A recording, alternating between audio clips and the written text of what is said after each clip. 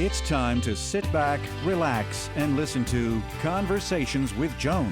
Conversations with Joan will inspire, motivate, and empower you. Live your best life now. Listen, learn, think, and decide.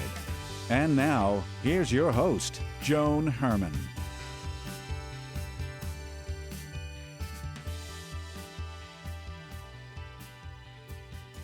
Welcome to Change Your Attitude, Change Your Life's Conversations with Joan. I'm Joan Herman. Thanks for tuning in. When faced with her husband Sean's terminal brain cancer diagnosis, FOXLA's morning meteorologist Maria Quiban Whitesell found herself in a position she could not have imagined. She had to learn to deal with illness, death, and grief, all while caring for her son and wearing a smile every day in front of millions on television. Maria joins us to talk about her journey and to offer actionable insights that can help navigate change. Maria is the author of the book, You Can't Do It Alone, A Widow's Journey Through Loss, Grief, and Life After.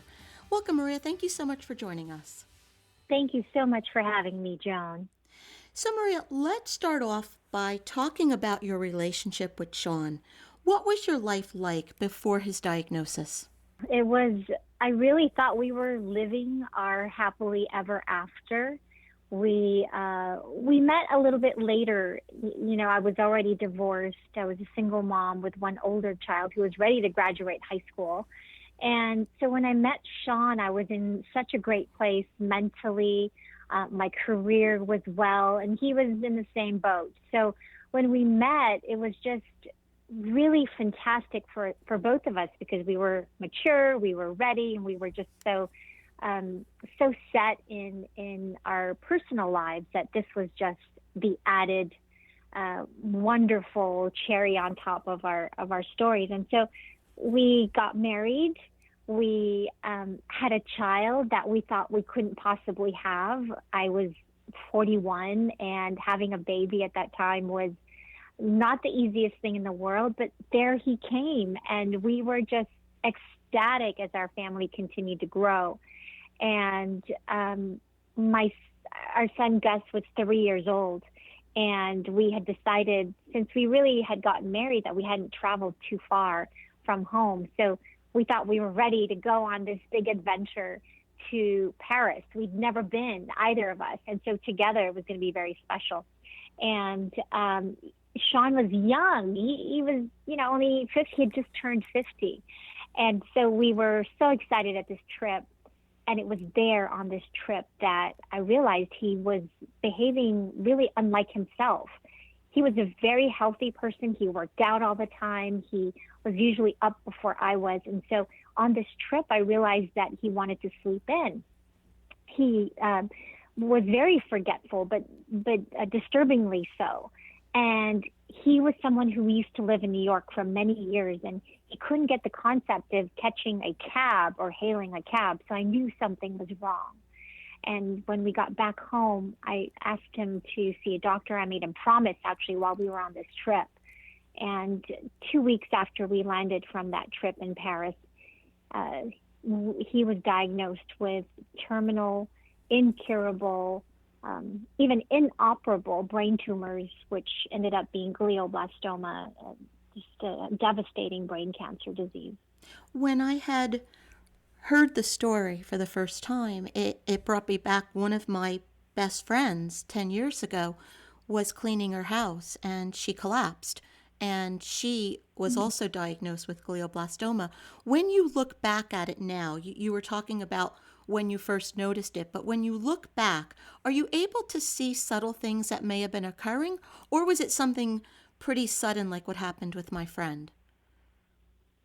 In hindsight, hindsight's 2020, there were a couple of instances, and I talk about it in the book, how I did look back and go, that did give me pause. I would say within a year and a half to 2 years before he was diagnosed, that there were some instances where he did act strangely, or at least not himself. And that could have pointed to the beginning, or at least when those tumors could have possibly been starting to grow. Doctors didn't know exactly how long they'd been there or how long they were affecting him. But there were definitely some signs now, as I look back, that would have maybe alerted us, but we justified them. We thought they were due to him getting a new job, or just the stress of having a new baby, or turning 50, like some anxiety related to that. So they were kind of explainable until they weren't anymore on that trip to Paris. Right, right. And what was the treatment like for Sean and for the whole family? Well, we were first told about the fact that brain cancer has no cure. And so we were prepared to a degree, I guess, at the possibility that he would be gone. He would be not with us within as little as a few months if we did nothing, meaning we didn't have any treatments, available to him, or maybe a year if we were lucky, a little bit over a year. So we were kind of faced with that in the beginning, and it was terrifying. We were very fortunate to have a very close relationship with our family. We have a large extended family. And so we all sort of mobilized after the initial shock kind of came on, and we researched every doctor, every hospital, research hospital and treatment that we could find. And we all kind of came to the same place, which was there really wasn't that much available. And that's really one of the reasons why we thought that our story would make, or at least could possibly make a difference in bringing a light and shine a light on the lack of funding for research for this disease. There hasn't even been any real advancement in the treatment of this disease over the last few decades. When my friend had it 10 years ago, she was in a clinical trial, and she lasted for about 4.5 years, but it was a very challenging 4.5 years. It really wasn't any quality of life that she had at that point. And, I also have experienced, my father, brother, and sister have all died of cancer. So it's a very challenging journey for the person and for the entire family. It's not just the patient that it touches. It touches everyone's lives. Absolutely. I mean, there are some stark differences between the different kinds of cancers that are out there, but I think the most significant thing about brain cancer or any brain disease like Alzheimer's or any brain,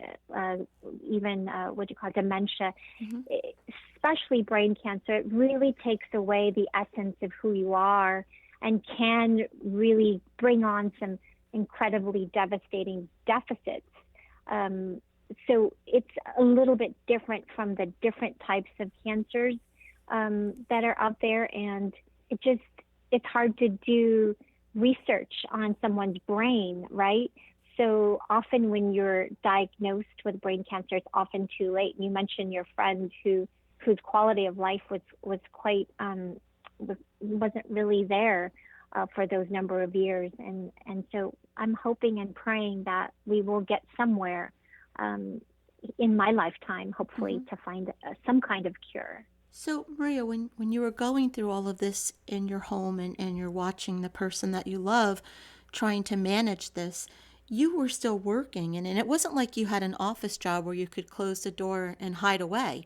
It was a very public, visible job where you had to put on a happy face every day. Where did you find the strength to be able to do that? Yeah, while I was there doing it, I guess, and even today, because I definitely have my days and moments, I looked at it as, it was a job that I needed. I needed to have that livelihood and that income. For many people, you can't just be at home with your loved one caregiving. And so I can understand those challenges. For me, I did the weather every day, and if you watch the news, that's typically the part of the newscast that can bring a lighthearted look at the day. I used to joke that it was the part of the newscast that actually looked forward in time versus talk about the past. And so for me, it was an escape, if you will, for a short amount of time in the day to be away from the stress of the home. I didn't like being away from my husband, but I know that I needed to go to work. And so I kind of put a different hat on, if you will, and I just compartmentalized that part of me, and I kind of left it in my car. And I remember I would walk out of the elevator with just a sort of a different attitude, and knew what I needed to do while I was there at work. Maria, the work that I'm doing now, I started this when I was 43 years old, and it was the result of my 23-year marriage ending and my mother and sister dying all within 6 months.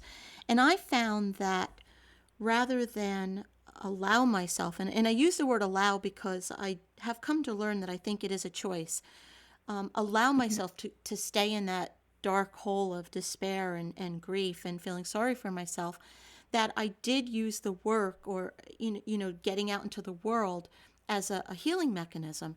Do you think that being able to compartmentalize and get away from what was going on in the home, do you think that had a healing impact for you as well? Oh, 100%. Often my smile could have been forced on many occasions during those 18 months and beyond. But inevitably, after you force that first smile, you get caught up in the day. You get caught up in the flow and the people around you. And I'm very fortunate to work with some amazing people who really are my work friends, but friends in real life as well. And so many of them would take the time to make me laugh. I think laughter is really important, even if it's the most mundane joke that they could find out of their arsenal that morning or that day. And, it starts from there. It starts with a forced smile, which becomes a real smile, which becomes a feeling that comes over you. And if for those few moments you forget, it does bring on a different feeling in your mind and in your heart and your body. And so for me, it was almost a saving grace to be at work every day, because it did help me get through each day and gave me the strength to go back home, and that fuel, if you will, to go back home and get a different job done, Yeah. So in addition to working and trying to keep yourself out there in the world in a productive way, what else are you doing to help put the pieces of your life back together? What advice can you offer to someone who might be going through grief like you are?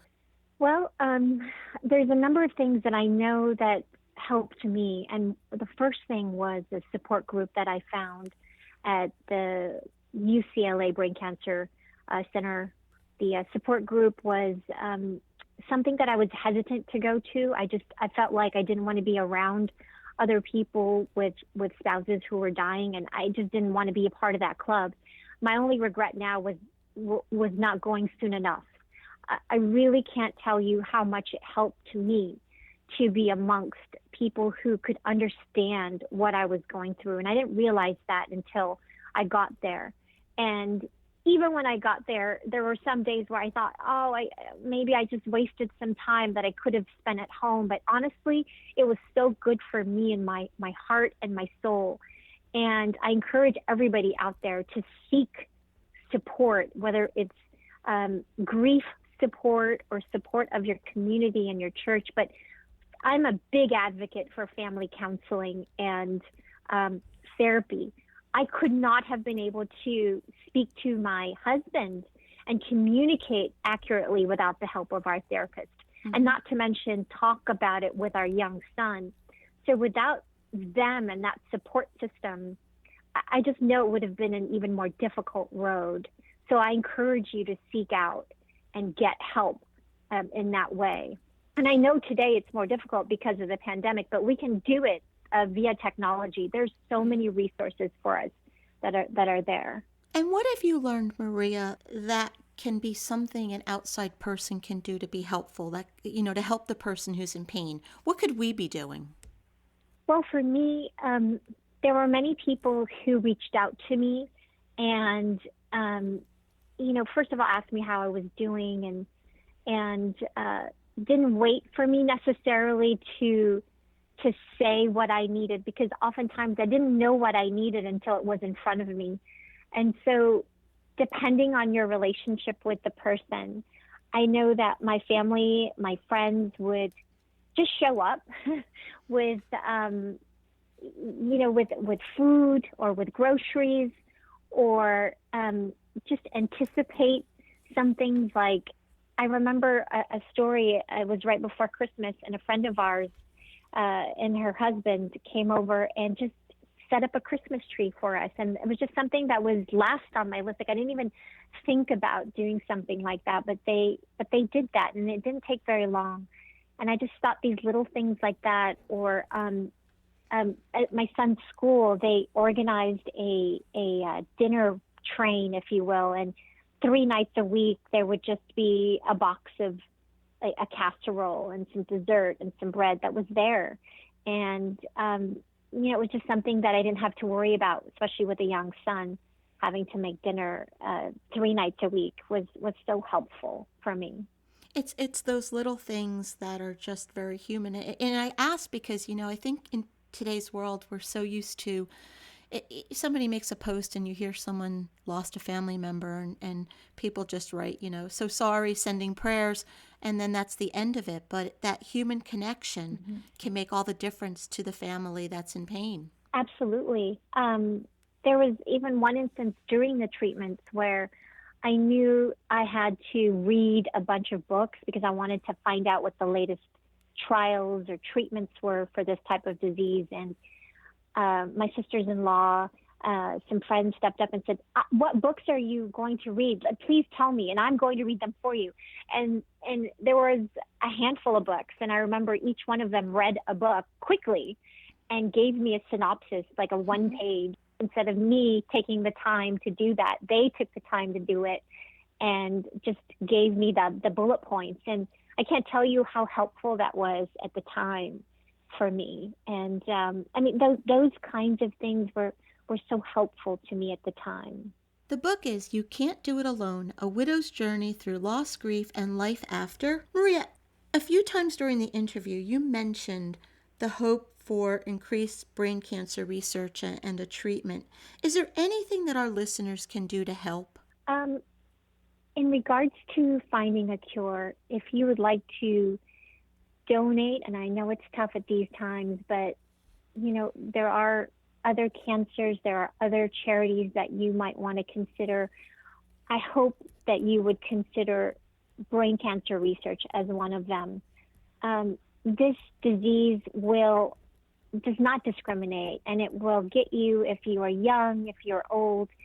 It will affect you whether you are Black, white, Asian, and it just doesn't discriminate. So I hope that you will spread awareness, talk about GBM, talk about brain cancer, and maybe it can inspire a young doctor to devote their lives into research for finding a cure, because I really wouldn't want to wish this disease on anyone, not even my enemies. It is very difficult to get through something like this. And when I say you can't do it alone, I couldn't have done it alone. I'm so grateful and thankful for my village, my family, my friends, my church, for helping me and continue to help us get through life now after my husband's passing. Maria, thank you so much for spending time with us. I am so sorry for your loss, but I'm thankful that you've shared your story, because I know that you're going to be helping so many people. Thank you for helping to shine the light on brain cancer, Joan, and for the light that you bring to the world. Thank you so much.